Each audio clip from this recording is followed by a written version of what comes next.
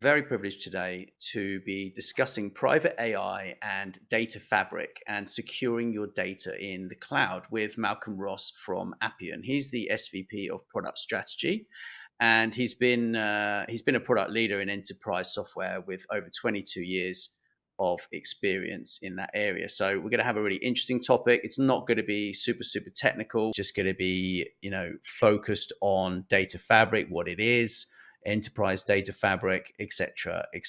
And obviously generative AI and the risks within cybersecurity and why you need private AI, etc. So I want to thank you, first of all, Malcolm, for joining me. I'm looking forward to digging into these really important topics. And yeah, it's a real pleasure. So what is Appian's view of process automation, and why is that essential for businesses today?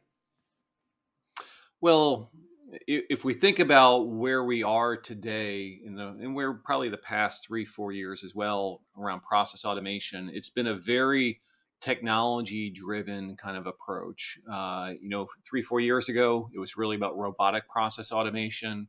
Now we see a lot of technology interest in artificial intelligence, but this hasn't been the case. It's a bit of an anomaly, I think, that we see today that's very technology focused in because in previous years, going back 1, 2, 3, 4 decades, it's really been more philosophy and methodology approach. So if you look back to the 70s, 80s, there was that philosophy of Kaizen, which is a Japanese automotive manufacturing kind of a self-improvement process, which was brought over from Japan to the United States and evolved into initiative like the US Navy started some things in the mid 80s, which evolved into total quality management in the 80s and 90s, which evolved into ISO 9000 and Six Sigma and Lean. And these weren't technology approaches, they were philosophical and methodology approaches around continuous process improvement.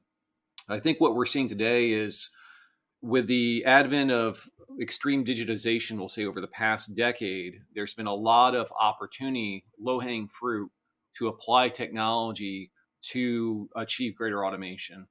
But now I'd say most companies are realizing kind of a lot of those low hanging fruit of automations have been accomplished. And they're looking at these new technologies like AI and their established ones like RPA and other automations, and more looking at end to end process automation. So I think we're seeing a little bit of resurgence of interest around that kind of more philosophical methodology approach of process improvement, which has a much stronger technology blend into it, rather than just saying, hey, I'm going to reorder people in the manufacturing line, going to measure things very statistically around product quality. I'm going to do the same methodology around end-to-end process automation, and then look at best ways to apply technology, to apply artificial intelligence, to apply RPA. So I think we're right on the cusp of this blend of that higher level perspective again, with a very technology driven approach of automation. hmm hmm So RPA is robot process automation, right? And are Correct. you using that term in regards to like robots within factories and stuff like that, or is there a broader kind of term? It's we're talking about software robots. So I think we probably all experienced this ourselves when when you're required to fill out a medical form online or insurance form, and sometimes I need to like, oh, I need to copy some information from here and paste it into here to fill out that form. Now, this type of activity is done at a huge scale at companies like insurance organizations, financial services, who want to make sure customer data is properly input in all the different systems. And these are software robots that have been used to then do that automatic copy paste and that repetitive stuff that humans were doing in computers are now doing in software robots. And then we've seen that really focus over the past 3, 4 years. But as software robots are doing that, there's a lot of decisions that need to be made around what type of content is it? How do I pick the right application? What do I do to do this? And that's where artificial intelligence is applying a lot of value to help humans, or to, in a completely automated sense, make those decisions using artificial intelligence. And then we see the latter side of that, which is now generative AI, which is generative AI is humans also do a lot of things like write emails to customers, communicate like their latest insurance policy or things like this. A lot of AI is now being used to generate these communications and different types of content as well. So it's kind of the latest applications of AI technology.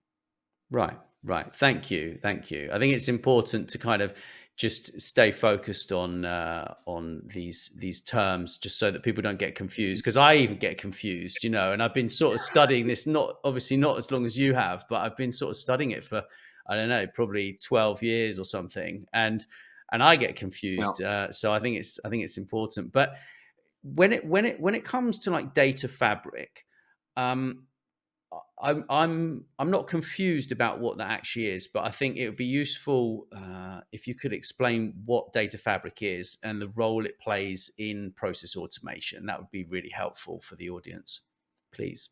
Yeah, Nathaniel, I'll trust you to stop me if things require more clarity, because I've been only doing this for like 35 Oh, years. 35 years. Wow. Okay. I have my degree in computer science and information science, so stop me if I'm getting too technical. Thank you. But data fabric is how to describe the best way to always understand technology is to maybe first understand the problem. Why does it exist? What's the problem that it exists? And the problem in many businesses is that data exists in many locations. We have customer data, I have product information data, I have inventory data, how many products I have on my shelves.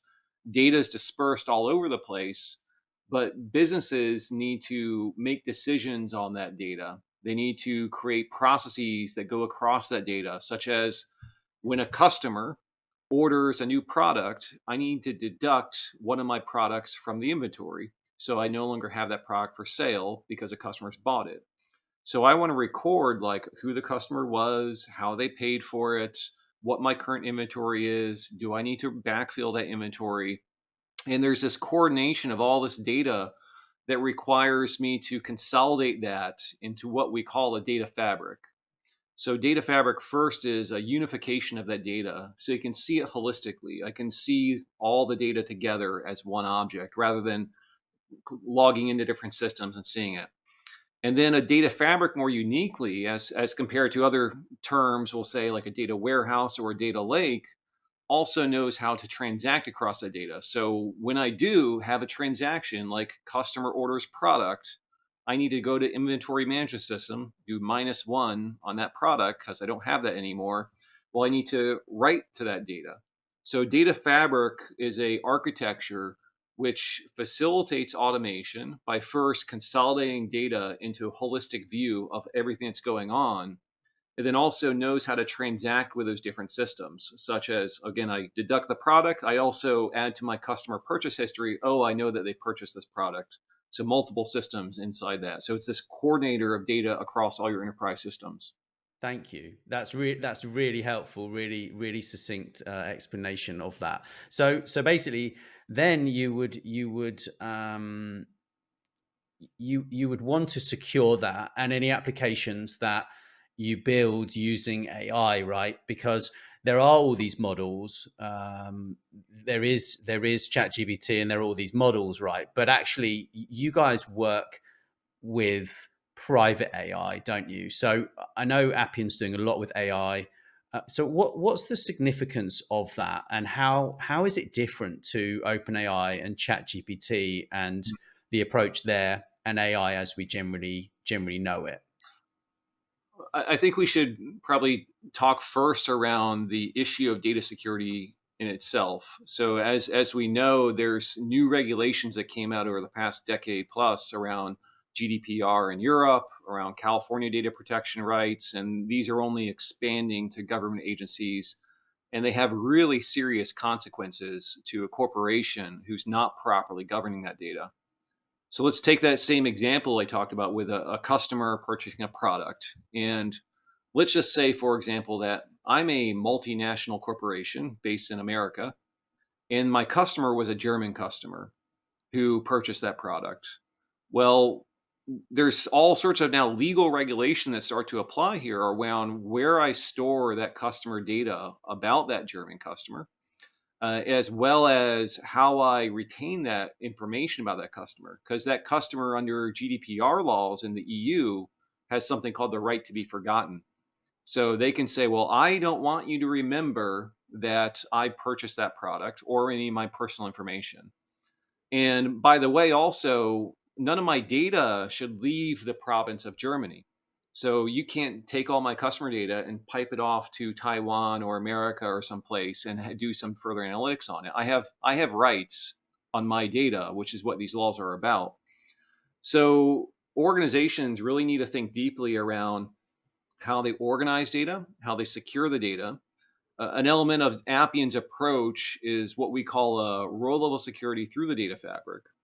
So what we can do here is say, okay, well, I want to make sure that account executives or managers in America cannot see customer data in Germany. So you can set up these metadata rules throughout the data fabric to ensure the proper people only see the proper information based on their geolocation or location of data, things like this. So that's an important attribute of looking at data, is getting the security right up front. Now, when it comes into AI, it's even more interesting. So you need to think about AI is like a human. I'm going to teach you. So, for example, Nathaniel, I'm going to share some personal information about myself, and then I'll imagine your artificial intelligence. So, for example, I was raised in Florida, grew up a lot of my life going to the Bahamas. My family owned a house in the Bahamas, so very kind of Caribbean, South Florida lifestyle I grew up in. Now I'm going to ask you, under my data privacy rights, can you please forget that information? And you got to think AI works just like a human. So if someone else asks you, like, "Hey, Nathaniel, do you know anyone who happened to grow up in South Florida and visit the Bahamas a lot?" And you're like, "Oh, wait, you're not allowed to remember that." It's like you cannot unremember that information. And AI works in a very similar way, that when I give data to an AI system, I'm training it to behave and predict things in a certain manner based on the data I provided it. So you need to restrict access to AI just like you restrict access to humans. So you need to be very cognizant of the data that AI is exposed to, so that it can't remember things, or it shouldn't be able to remember things it should never have saw. So, for example, let's take it into a real world example again. Let's go back to that German customer and say, German customer comes in and says, under GDPR law, I want to execute my right to be forgotten. But now an AI model has been trained on that German customer data, and you you can't really untrain an AI model. It's based on a net neural graph, very similar to how a brain works and how it's doing prediction algorithms on the likelihood of how I know this customer works. So it really gets into a hairy situation of like, well, I can't really unforget you anymore. So can I even be compliant with GDPR? So the right technique is to just be very cognizant of the data I shuffle to AI, just in the same way I would provide to a human, to make sure AI is never exposed to data that I might need to forget sometime in the future. Hope that makes sense. It Yeah. does. It does. Yes. I've been playing around with ChatGPT like a lot of people that we know in the tech industry, right, and others. And they've introduced this kind of this button that you can click, and it's like, well, you can't use my data, but then how do you Mhm. know they're not using your data? Because it's a closed system, right? Like Yeah. it's not public, is it? At the end of the day, so you either train your own model, right, or you have some sort of framework that goes over the top of one of these applications and then plugs into your data fabric. Is that like a fair explanation of how it would work? It's the same kind of concept again about human. You need to treat AI like humans, and if you don't want a human to know this, then don't show it to them, because a human cannot unforget something. Hmm. And the same thing applies to AI. So you want to be very careful of either anonymizing data before it goes to AI, or obscuring data so that it cannot see that information. So you can get the same benefits of prediction and likelihood outcomes that AI is providing, but not the specificity of customer data. The other challenge we see, kind of expanding on this topic of private AI versus also public AI, is the fastest path to leveraging AI often is adopting some of these public AI services. You see these like very attractive services like ChatGPT and things like this. And well, it's like, wow, I can start writing my customer emails using ChatGPT. So what am I doing now? I'm taking the customer information, I'm sending it to a public AI service, and now that public AI service is learning my customer data. So, well, that's right away violating some laws around customer data. And then second, you're taking confidential information about your business and giving it to a third party. What's that third party doing? It's like, how are maybe that company is going to come up with a competitive service, like maybe a major cloud provider comes up with a payment processing service that, and I'm a financial services company, so maybe they're using that data to actually develop competitive products to my business, and I'm giving freely giving my data that then is maybe going to be used to compete against me in the future. So you have to be very cognizant again of what public AI service you're using and what data you're shuffling to those services, because not only is it violating laws, but also it can come back and they can build something better than your product today.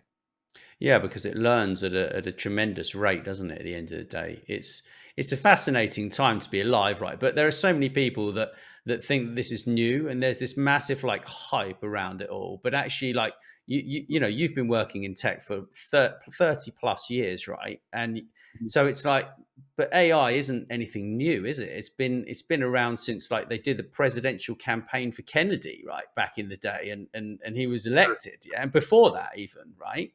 It's I'm trying to deal with the hype and just calm everybody down, and that's where I'm at, really. It's, I mean, in a way, though, it's like you shouldn't be calm because, yes, actuarial mathematics has been around for a long time, Hmm. statistical predictions, things like this.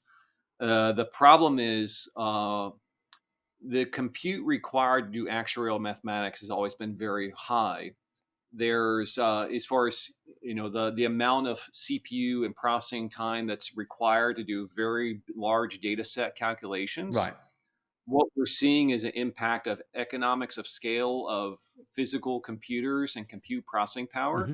has increased, that I can do now these very large data calculations quite easily and fast. These are based on these GPU models, the graphic processing units like by NVIDIA, which are coming out at scale now.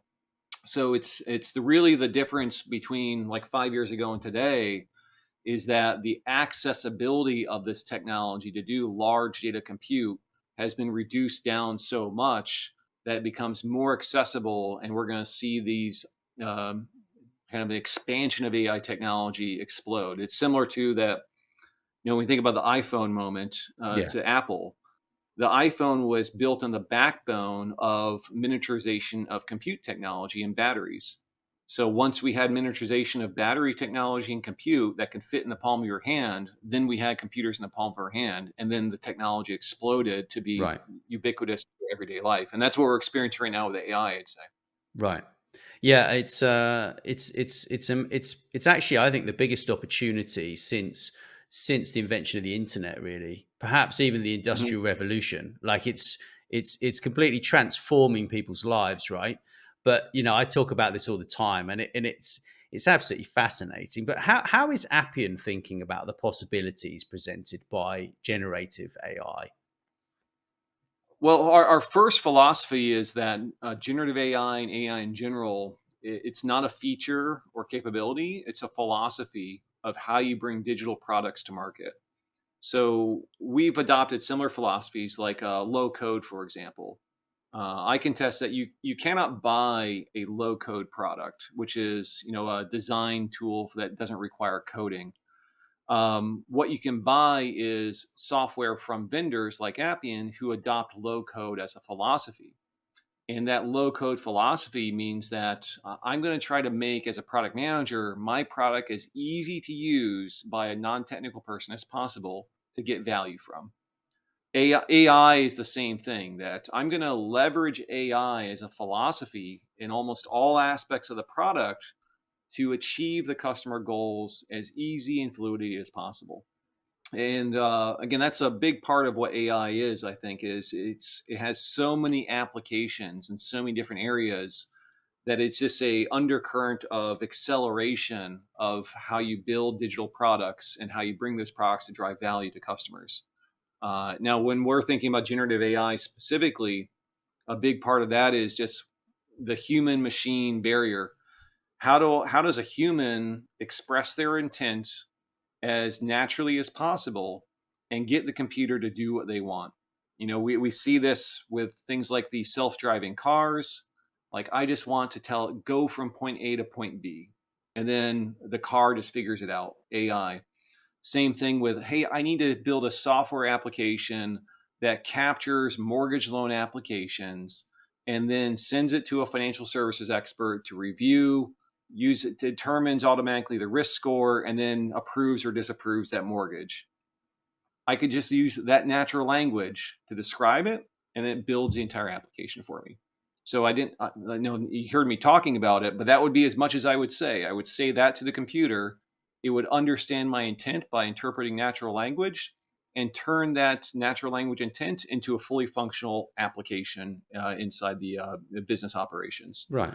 So that's kind of an area that we're looking at as far as, again, expression of intent to building digital solutions, and then using AI to refine and improve those over time as well. Right. I like the way that you talk about Kaizen and how that's fundamental to your philosophy, because it's super important, right? You can't get away from that, can you?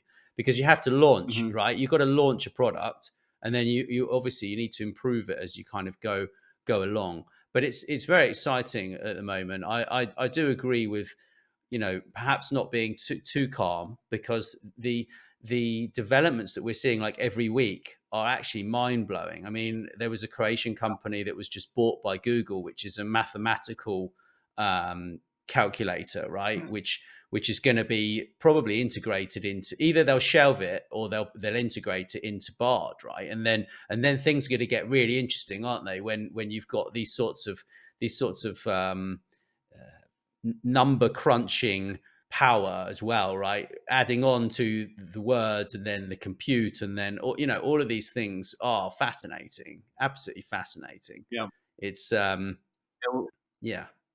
I was gonna say, when I first kind of digging in these technologies a year, 2 years ago, I had my epiphany moment where I realized, I built my career as a software developer and, deep in technology. And when I see how AI now can build software, the first thing I asked her, what are my kids going to do? And I was like, well, plumber. Yeah, AI can't, go into a house and run pipes yet, but but it's definitely going to be challenging as far as finding our way.